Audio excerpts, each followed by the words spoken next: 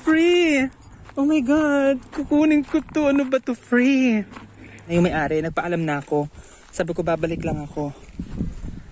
Ayan. Ito yung nakita ko kasi. Ito. Maganda pa siya, oh. So, yan. Yung cabinet na kukunin namin yan. Nakausap na namin yung may-ari. Ayan, oh, malaki yan. Ayan yung ano, dryer. Tatapo na din yan. Hello mga kabakla. So since bago lang tayo dito sa small town na to, galing ako sa bayan kaya medyo naka-base pa ako. Pupunta ako sa, maglilibot-libot kami, maghanap kami ng cabinet. Basta dito kasi, basta may mga nilabasan nila yung mga kung anik-anik nila at may nakatag na price na $1, $5, yung may bayad yun syempre. Pero kapag wala, pwede naman mo nang kunin yun. Syempre papaalam mo din. Pero automatic kasi dito, ultimong lumang sasakyan na parang pwede pang ayusin or something, ibebenta na lang nila or ipamimigay kesa ipato nila. Ito ba ang tawag doon? Yung ipayupi kasi mas mahal, may bayad. Saka napansin ko dito, yung mga bakal dito parang walang value. Mas pinupulot pa yung mga lata, yung mga bottles. Kasi ang dami dito mga bakal-bakal. Ang kakapal, lalo sa release ng tren. Ang dami mga makakapal na bakal doon. So, parang wala namang namumulot ng bakal. Mas pinupulot pa yung mga lata, yung mga plastic bottles. So maglilibot-libot kami. Ay malaki na pala yung ano, oh. Mga vegetables. So maglilibot kami para manghanap ng mga gamit sa velour. Ayan. Sayang yung phone ko kasi nasira. May camera kasi yun sa likod eh. So maghahanap kami ng mga kung anik-anik, basta kung ano yung mga nailabas na daw ng bahay pwede nang kunin.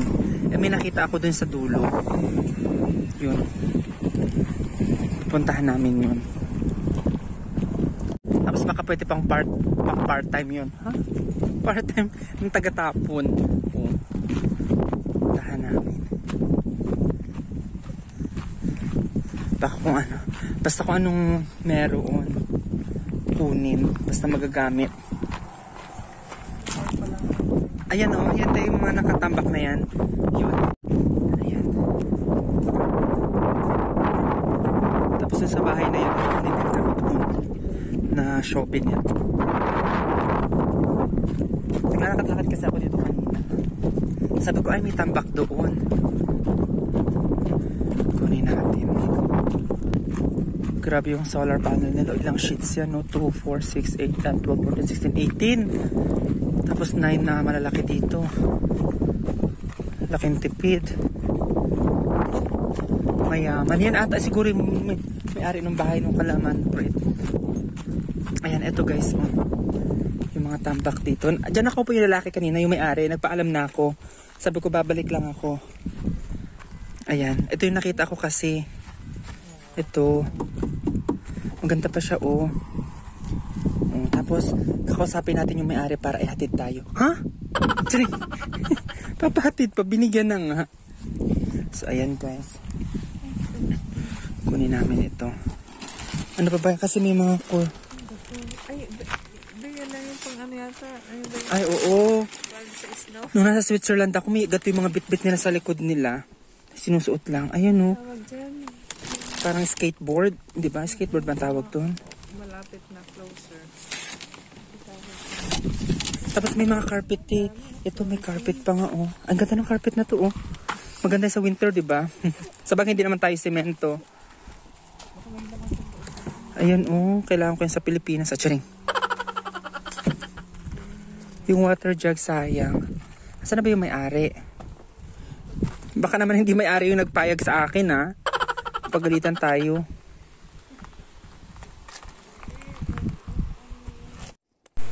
So actually, ito yung parang first time ko na mamulot or maglibot-libot. Kasi natuto na rin ako dati nung nasa Iraq ako na bili ng ganito, bili doon. Tapos alam mo yun, pag umalis ka, hindi mahirap na rin ibenta. So, dito, kahit pa paano, kung masipag ka lang maglibot-libot, talagang makikita ka. Marami ditong mga garage sale at yung mga pinamimigay na lang rin talaga. Dito sa maliit na community namin dito, since maliit lang naman kasi itong area na to pero dun sa kabilang town, madalas doon. Kasi wala rin naman talagang kukuha niyan kasi halos lahat ng mga tao dito, alam mo yun, may mga kaya naman sa buhay. Siguro yung magtsatsaga na lang talagang kumuha ng mga ganito yung talagang mga nagtitipid at yung mga baguhan, yung mga bagong lipat na ayaw rin naman gumasos, tapos yung mga foreign workers, yung mga ganon, yung mga katulad namin, yung ganon. Sayang din naman kasi talaga. Actually, marami pa kaming hindi dyan nakuha na hindi naman namin kailangan. Ito po yung nakuha namin. Ayan. Meron pa doon pero hindi namin na kailangan. Balikan na lang yun. So kahatid lang namin ni ate nung nakuha namin. Tapos mag-ikot-ikot pa ako. Kung meron, may puno ng mansanas. Marami ditong puno ng mansanas sa kapitbahay. Tapos pwede doon kami pumitas. Ang dami pa naming mansanas. May tinikman ako doon, parang ang liliit na mansanas pero parang sobrang asim. Mamamatay pa ako sa katakawan. Pero dito papakita ko sa inyo yung tinutukoy kong mansanas. Parang mansanas talaga siya pero hindi siguro siya edible or something. Ewan ko. Edible siguro pero sobrang asim na mapait. Ito siya Ayan siya. Parang talaga siyang mansanas. Ayan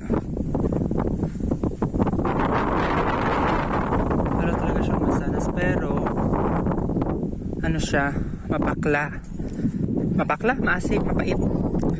So maglilibot-libot pa ako kung saan ako makakakita.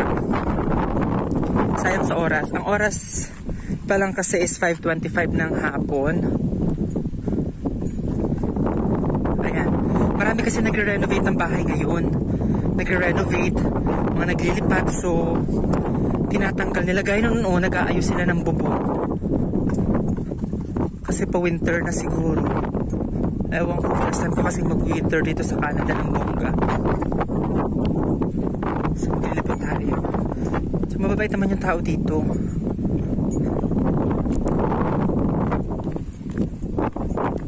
Narinig nyo guys, umutot kaya ako. Ay. Diba? Si bakla. Bago ako mag-laser ng katawan ko, mag-hair laser removal, magpainit na muna tayo. So mag-iikot usually sa may family of dogs. Sama kaya balikan ko kayo guys sa pag may nakita ako, kasi nahiya akong mag-vlog. Ang ganda ng bahay na to nahiya ako mag-vlog kasi baka hindi ko alam kung bawal or something. Nawayan nila ako. Yun ang maganda dito sa mga lokal dito. Palangiti, palakaway. Siyempre wala silang tinatago. Hindi katulad ng ating mga kababayan na naiintindihan ko. So first time ko lang ditong makaarating sa side na to. Ito na yung pinaka-end ng area namin. Tapos the rest, may isa pa palang street ng bahay. Tapos the rest, na siya, park. So wala akong nakalabas. Walang mga nakalabas. Ang ganda ng park dito. Kasi pag mahapon wala na siya sa araw. So ganito yung mga bahay dito. Parang halos katulad din ng nasa mga countryside ng USA. Yung gawa sa kahoy. Kasi dahil daw sa lindol, yung napanood ko, parang dahil sa lindol, parang mas okay yun kaysa sa mga semento. Pero dito naman, ang sabi, dahil sa weather, parang ganun. Pag semento, sobrang lamig or something, ewan ko.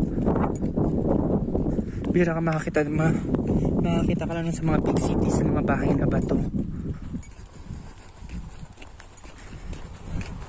Ay, wala dito. Tapos papuntahan natin dun sa may Co-op. Co-op is yung supermarket. Meron nakalagay doon kasi doon sila nagpapaskil sa labas ng mga garage. Nakalagay doon garage sale or garage lang. So pag garage sale, syempre may presyo yun. Pero pag garage lang, ayan, kumuha ka ng kahit anong gusto mo. Pumunta kami kanina doon sa malapit na town din. Doon talaga meron sa may simbahan daw. Sa baba nun, yun talaga halos gamit ng bahay. Mga gamit ng bahay, mamili ka na lang. Tapos minsan buong bahay pwede mong pasukin, mamili ka kung ano yung kaya mong kunin. Ayan. Ayun o. Bongga yun o. Nakita ko. Ayun o. Cabinet yun o. Ay. Saan kaya pwedeng matanungan? Ayan o. Nasa likod. Kita nyo. Compartment yan kasi kailangan na may tao kaya. May tao ba ata? Wait lang. Yung pwede magpaalam. Parang medyo luma na. Nakaslant na. Hindi ako nagugas ng kamay. So doon tayo galing kanina. Ayun o, for sale. O, mga binibenta nila. Hello! How are you? Good? Good. I am looking for like some spare cabinets that people not using, and then they're just putting outside or in the garage. Cabinet? Yeah, like some compartments cabinets or something. I saw at the back here the white one. Is it still good?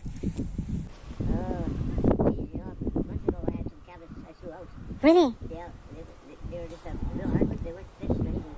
You just put it outside here? Yeah, I did. I had them. The town came and picked them up. Uh-huh. They were unfinished cabinets. They were made with real hardwood. They were made with maple. I see. My cabinets were redone here. Uh-huh. But I saw some small compartments, the white one. Yeah. Do you still using it? Okay, katapos lang namin mag-usap. Ang dami niyang sinasabi. Next week daw, balik daw ako sa kanya kasi may kakilala siya dun sa kabilang street, sa Bungat. Ayun na mga for sale. Pero $7,000 daw. Parang hindi naman daw worth it. Parang kutsi-kutsihin nga lang to. Oh. So wala na dito. Pupuntahan ko yung sa Co-op. Kasi may nakasign doon na ay for sale din to. Oh. May naka-sale kasi, ay may naka-assign kasi doon na garage sale. So pupuntahan natin yun. Mag-isa lang siya. Si Manong mag-isa lang siya. Pangalan niya is Alvin.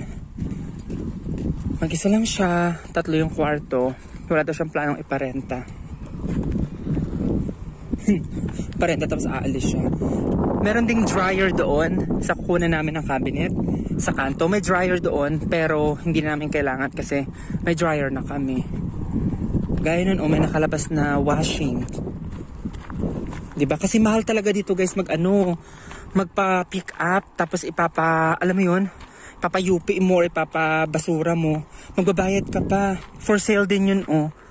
Ang daming for sale. Ipapa-UP mo pa siya. So instead, ang ginagawa nila, binibenta na lang nila. Ayan, bongga ng bahay na to. For rent kaya to. Ang layo naman na kasi, if ever. Ayan. So, hanap-hanap lang. Ang daming itong mga bushes na to, halos lahat mga raspberries. Kadalasan. Ay, free! Ay, free! Oh my God! Kukunin ko to. Ano ba to, free? Ay, kukunin ko to. Oh my God, may mga laman siya. Ang tanong, paano ko madadala? Tapos meron pa neto, oh. Parang massage chair. Oh. Kainis. Ay, ayun lang. Ito lang yung damage. Yan lang yung damage, pero maayos pa yan.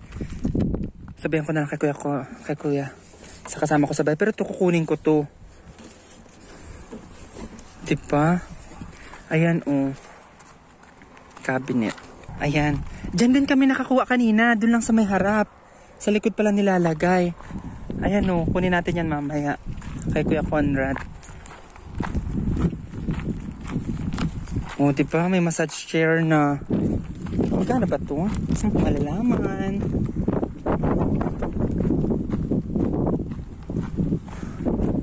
Hindi ko napansin. Nakita nyo na ba? Hindi ko napansin kasi nakafocus ako dito sa side na to. Nakabulaga na pala sa akin yung hinahanap. Bongga. Kasi syempre, di ba, yung mga tao naman dito hindi naman nakukuha ng mga gayaan. So, mga katulad kong pobre talaga at kailangan ng gamit. At ayoko na kasing gumastos. Experience ko na din yung sa Iraq. Bibili ka ng mga gamit tapos may iwan mo lang rin naman. Julie Cabok. Julie Vega. Ayan. Buti na lang may tali yung mga aso. Ang laki ng aso dito Yung dalawa talaga doon walang tali. Pero hindi naman sila nanghahabol. Diba? Ang sarap. Alam nyo pa, pinangarap ko kaya ito. Sabi ko pag pumunta talaga ako ng Canada, yung sa mga napapanood ko, sabi ko pumunta talaga ako, mapapasura ako. So dito dapat pala pumupunta sa pinakang likod. Yan, ito yung mga likod ng mga bahay. So, possible din na nilalagay nila dito or sa likod. Ay, street na pala namin yun. Street na pala namin yun. Ikot ako. Ayan o, mga puno ng mansanas. Hindi pero mapakla siya. Ayan. Sa mga nanonood pa rin at hanggang ngayon ay nanonood pa rin kayo, thank you for watching guys.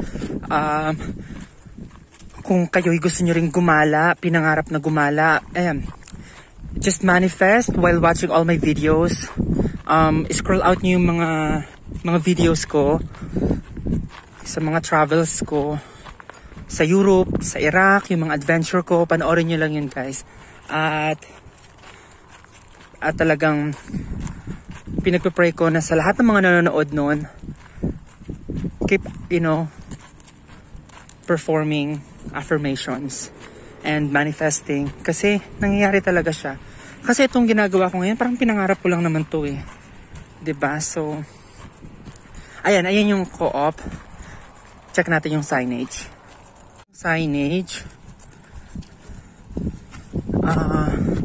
Saturday, August. So, yan yung cabinet na kukunin namin yan. Nakausap na namin yung may-ari.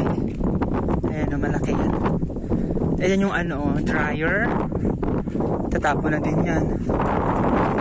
Ilalagay na lang kasi yung gusto ko kumuha. Since may dryer naman kami.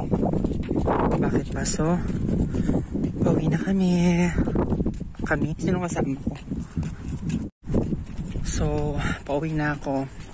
Yun lang guys, sa lahat ng mga sumusuport at nanonood ng mga videos ko, I wish and pray na sana sa lahat ng mga plans mo, sana mangyari. And sana don't forget to like this video and also share if you want and subscribe to my channel kung di pa kayo nakakapag-subscribe. So yeah, thank you guys for watching. Have a blessed day. Bye! Yot.